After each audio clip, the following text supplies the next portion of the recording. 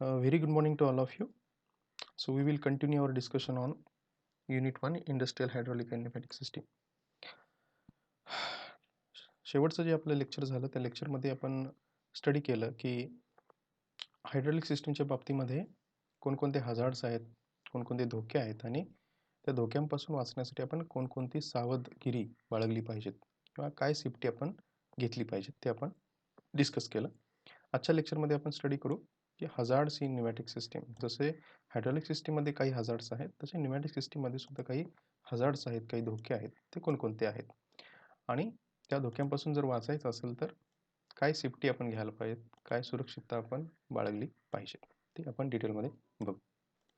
First, attachment to the hand tools not secured properly and fly of tool leads injury to the user.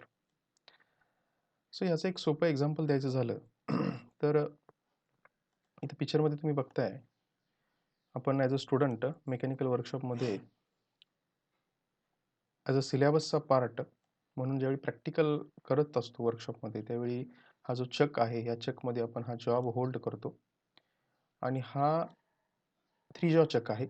So हा चक किंवा हा job ह्या चकमध्ये tight करण्यासाठी आपण काय वापरतो, एक कीचा यूज करतो. चक्की म्हणतो आपण त्याला, कीचा यूज करतो. पण हा जॉब ह्या चकमध्ये प्रॉपरली टाईट असला पाहिजे, प्रॉपरली फिट असला पाहिजे. तो थोडा जरी लूज असेल, महत्त्वाचं आपण ह्या चकला रोटेशन देतो आणि जर तो जॉब त्या चकमध्ये कीजमध्ये प्रॉपरली टाईट झाला नसेल तर काय होऊ शकतं, ज्यावेळी चकचं रोटेशन होतं त्यावेळी रोटेशन होत असताना सडनली अचानकपणे तो जॉब ह्या चकमधून बाहेर येऊ शकतो. आणखी कदाचित तो तुम्हाला किंवा तुमच्या आजूबाजूला असणारी व्यक्ती, स्टुडंट्स यांच्याकडे तो फेकला जाऊ शकतो. आणखी त्यातून खूप मोठा धोका संभवू शकतो. हे जसं मी तुम्हाला सोपं एक्झाम्पल सांगितलं तसं न्यूमॅटिक सिस्टीमच्या बाबतीमध्ये सुद्धा सगळ्यात महत्त्वाचं तिथं कॉम्प्रेस्ड एअरचा यूज केला जातो. आणखी चान्सेस आहेत की जर हँड टूल्स त्याच्या अटॅचमेंट जर प्रॉपरली सिक्युअर, प्रॉपरली टाईटनिंग जर केलेलं नसेल, प्रॉपर त्यांची अलाइनमेंट केलेली नसेल तर त्यातून काय होऊ शकतं, फ्लाय ऑफ टूल म्हणजे टूल्स किंवा जॉब्स त्यातून कमआउट होऊ शकतात, बाहेर येऊ शकतात and it can create injury. त्याच्यातून आपल्याला धोका, इंजुरी होऊ शकते किंवा जखम होऊ शकते. The next is hoses accidentally disconnected from the tools and causes flogging hazard to the workers. आता फ्लॉगिंग शब्दाचा अर्थ काय ॲक्च्युली, फ्लॉग म्हणजे जवळपास फ्लॉग म्हणजे आपण म्हणतो की त्याला एक प्रकारे झटके देणे. म्हणजे ज्यावेळी होजेस किंवा ह्या पाईप्स ज्या काय आहेत, पाईप फिटिंग्स आहेत, जर ॲक्सिडेंटली अचानकपणे त्या जर डिस्कनेक्ट झाल्या मेन सोर्सपासून किंवा टूल्सपासून जर त्या डिस्कनेक्ट झाल्या तर काय होतं, सडन त्याची अनऑर्थोडॉक्स मुवमेंट व्हायला सुरू होते. आणि सपोज ती पाईप तुम्ही हातामध्ये होल्ड केलेली असेल तर त्या पाईपची मुवमेंट होत राहते आणि चान्सेस आहेत की त्या पाईपमधून बाहेर येणारं एअर असेल, कॉम्प्रेस्ड जे काही फ्लुइड आहे ते असेल किंवा त्या होणाऱ्या पाईपची मुवमेंट असेल, त्या मुवमेंटमुळे सुद्धा काय होऊ शकतं, धोका संभवू शकतो. Hose failure whip around widely after disconnection. तेच इथं बोललो मी, डिस्कनेक्शन केल्यानंतर व्हीप म्हणजे आपण काय म्हणतो, चाबूक, चाबकाचा फटका जसा बसतो आपल्याला तसं त्याची अनइवन मुवमेंट झाल्यामुळं त्यातून आपल्याला धोका संभवू शकतो, धोका उद्भवू शकतो.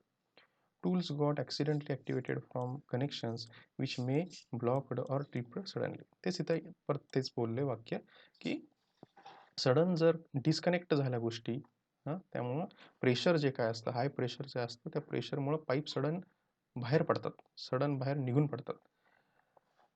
ते त्यांचं लोकेशन सोडून देतात आणि त्यामुळं धोका संभवू शकतो.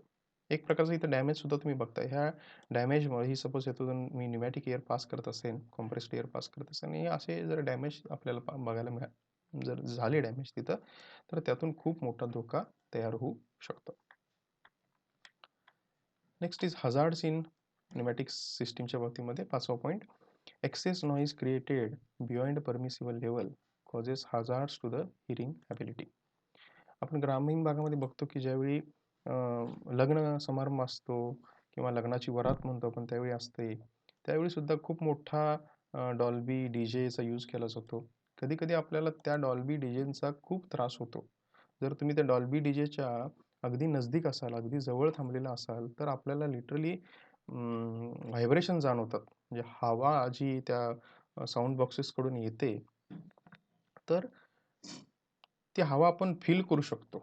एक प्रकारची कंपनं, एक प्रकारचे व्हायब्रेशन्स आपण फील करू शकतो, जाणवू शकतो. तर सरकारनं, गव्हर्नमेंटनं काही कायदे कानून तो जो आवाज आहे, तो जो नॉईज आहे, तो नॉईज किती असला पाहिजे, किती त्याची काय मर्यादा असली पाहिजे, किती डेसिबल असला पाहिजे, ह्याची एक रूल्स डिसाईड केलेले आहेत.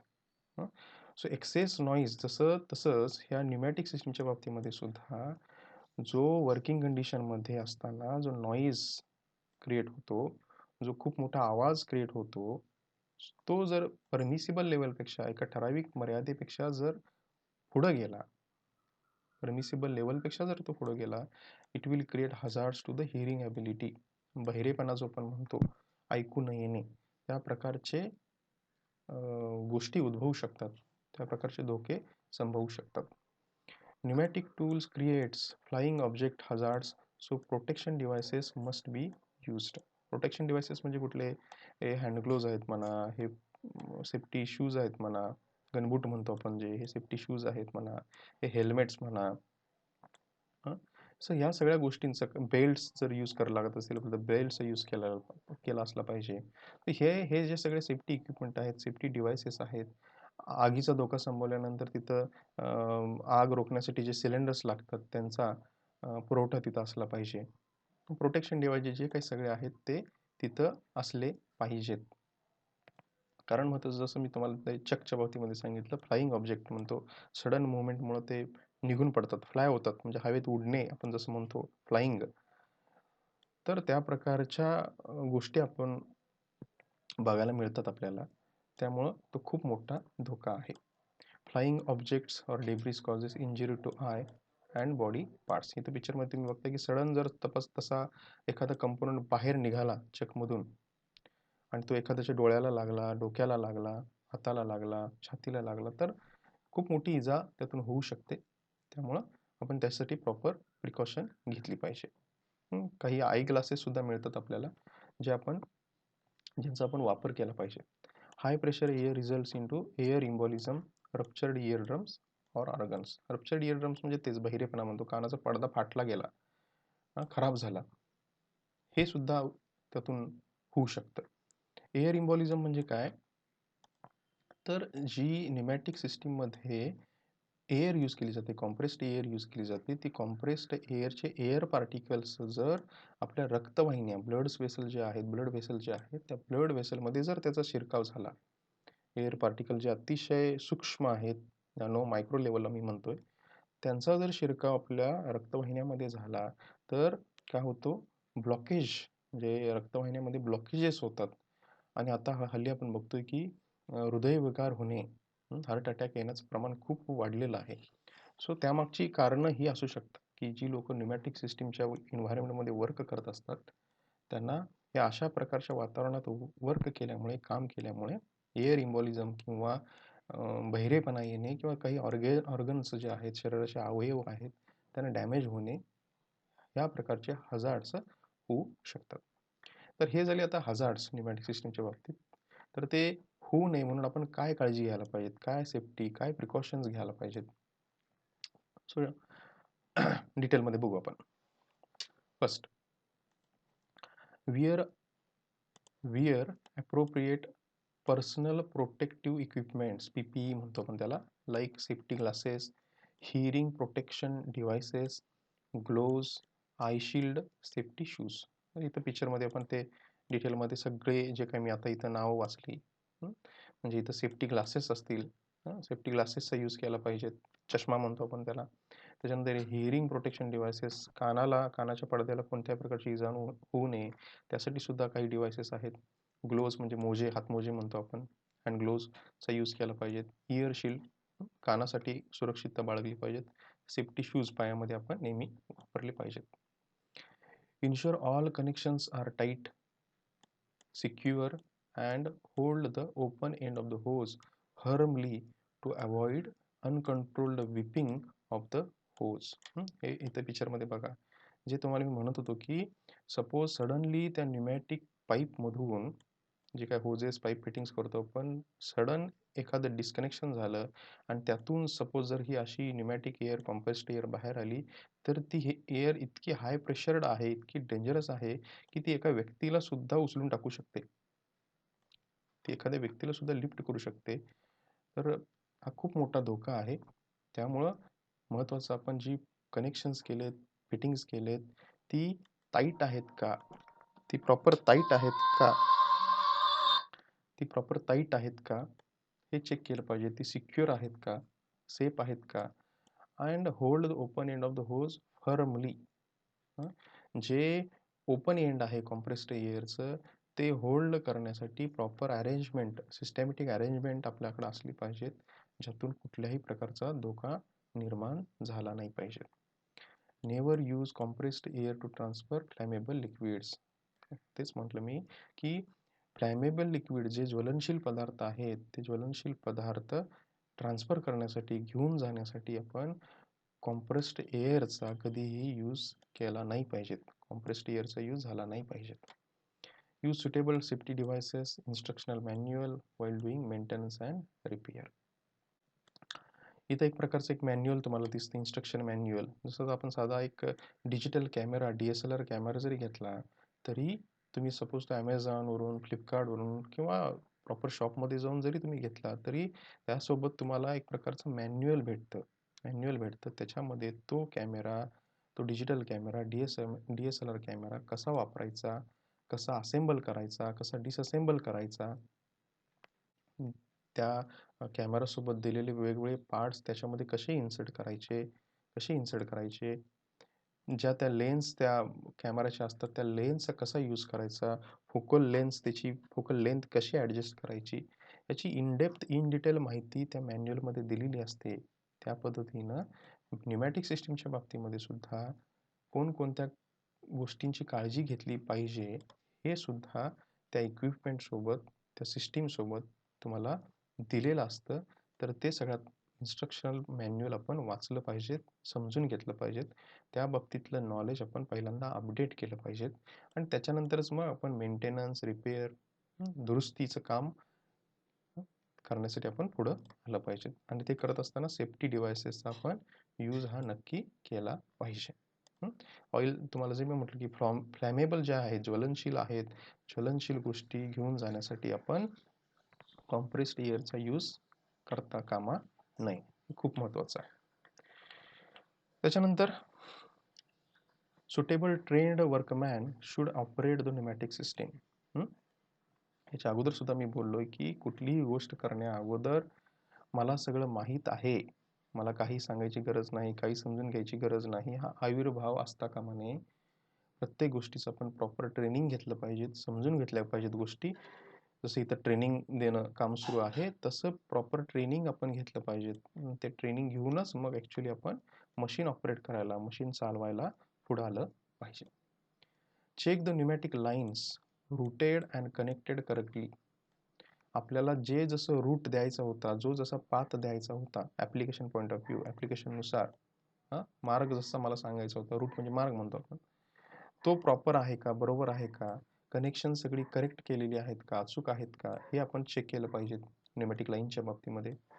Quality of fitting hoses pipes should be complying with the technical needs. आता ह्याचा अर्थ काय, तुम्ही जर एखाद्या हार्डवेअर शॉपमध्ये गेला, हार्डवेअर शॉपमध्ये तुम्हाला साधा नटबोल्ट जरी घ्यायचा असेल, कितीही छोटा कितीही मोठा, मी जस्ट नटबोल्ट एक एक्झाम्पल सांगितलं, एखादा तुम्हाला तुमच्या कामासाठी लागणारा कंपोनंट घ्यायचा असेल तर तो हार्डवेअर शॉप पर्सन तुम्हाला हेही सांगतो की माझ्याकडे तीच वस्तू 50 रुपयाची सुद्धा आहे, 100ची पण आहे, 1000ची पण आहे, 2000ची पण आहे, तुम्हाला कोणती पाहिजे. तेच मी इथं म्हणतोय की क्वालिटी ऑफ फिटिंग, कंपोनंट तोच आहे पण प्रत्येकाची क्वालिटी, त्याचा दर्जा वेगळा आहे आणि तो दर्जा ॲप्लिकेशननुसार ठरतो. तुम्हाला त्याचा उपयोग कुठं करायचा आहे त्याच्यानुसार त्याची पोझिशन, त्याचं लोकेशन, त्याचा यूज काय होतो, चेंज होतो. सो क्वालिटी ऑफ फिटिंग, दर्जा, मग तो फिटिंगच्या बाबतीमध्ये असेल, फिटिंगच्या बाबतीत असेल किंवा होजेसच्या बाबतीत असेल किंवा पाईप्सच्या बाबतीत असेल, as per the technical need, technical requirement काय आहे त्याच्यानुसार आपण ठरवलं पाहिजे की तो कोणत्या क्वालिटीचा, किती कॉस्टचा घ्यायचा. Condition of hoses or pipelines need to be checked at a regular interval and replace defective or damaged quickly. सगळ्यात महत्त्वाचं की मेंटेनन्स, रेग्युलर चेकअप न्यूमॅटिक सिस्टीमचा हा नेहमी असला पाहिजे. कुठं थोडा जरी आपल्याला फॉल्ट आहे किंवा होईल असं जर वाटत असेल तर त्याच्यावरती आपण पटकन क्विकली काय घेतली पाहिजेत, ॲक्शन घेतली पाहिजेत. एखादा कंपोनंट खराब झालेला असेल तर तो आपण पटकन काय केलं पाहिजे, ते रिप्लेस केलं पाहिजेत. त्याच्यामध्ये कुठल्याही प्रकारचं कॉम्प्रोमाइज आपण केलं नाही पाहिजे. Release the pressure of the system before disconnecting any line or removing any connection. कुठलीही कनेक्शन ही रिमूव्ह करत असताना, एकमेकापासून सेपरेट करत असताना, डिस्कनेक्ट करत असताना आपण प्रेशर ही सिस्टीम ही काय केली पाहिजे, डिप्रेशराइज केली पाहिजे. प्रेशर त्याचं पूर्ण रिलीज केलं पाहिजे. हे खूप महत्त्वाचं आहे. After repair ensure tightening of all fittings and connection before use. जसं इथं पिक्चरमध्ये तुम्ही बघताय की सगळी कनेक्शन जी आहे ती प्रॉपर टाईट आहेत का नाही हे आपण स्पॅनरनं चेक केलं पाहिजे किंवा स्पॅनरचा यूज केला पाहिजे प्रॉपर टाईटनिंगसाठी. प्रॉपर टाईटनिंग फोर्स आपण तिथं दिला पाहिजे. हे तुम्हाला फिटिंगच्या बाबतीत मी म्हटलं की बाजारामध्ये, मार्केटमध्ये, हार्डवेअर शॉप्समध्ये ही सगळी फिटिंग्स आपल्याला भेटतात. हे वेगवेगळे कंपोनंट काय करतो आपण एकमेकाला कनेक्ट करतो. त्याच्यासाठी ह्या फिटिंग्सचा आपण काय करतो, यूज करतो. सो ती फिटिंग्स काय असली पाहिजेत, लीक प्रूफ असली पाहिजेत, टाईट असली पाहिजेत. ते आपण वेळच्या वेळी काय केलं पाहिजे, चेक केलं पाहिजे. तिथं ती कुठं जरी थोडी जरी लूज असतील तरी ती 100% लीक प्रूफ, टाईट कशी होतील, सिक्युअर कशी होतील ह्याची आपण काळजी घेतली पाहिजे. So these are the things regarding with hazards and safety of pneumatic system. So येणारं जे काही लेक्चर आहे, सो येणाऱ्या लेक्चरमध्ये आपण finally comparison of hydraulic and pneumatic system काय असतं, म्हणजे हायड्रॉलिक सिस्टीम आणि न्यूमॅटिक सिस्टीममध्ये कॉमन पॉईंट कोणते आहेत, आणखी त्यांच्यामध्ये वेगळेपणा का आहे, सिमिलरिटी का आहे, हे आपण येणाऱ्या लेक्चरमध्ये डिस्कस करू. सो मी इथं थांबतो. Thank you very much.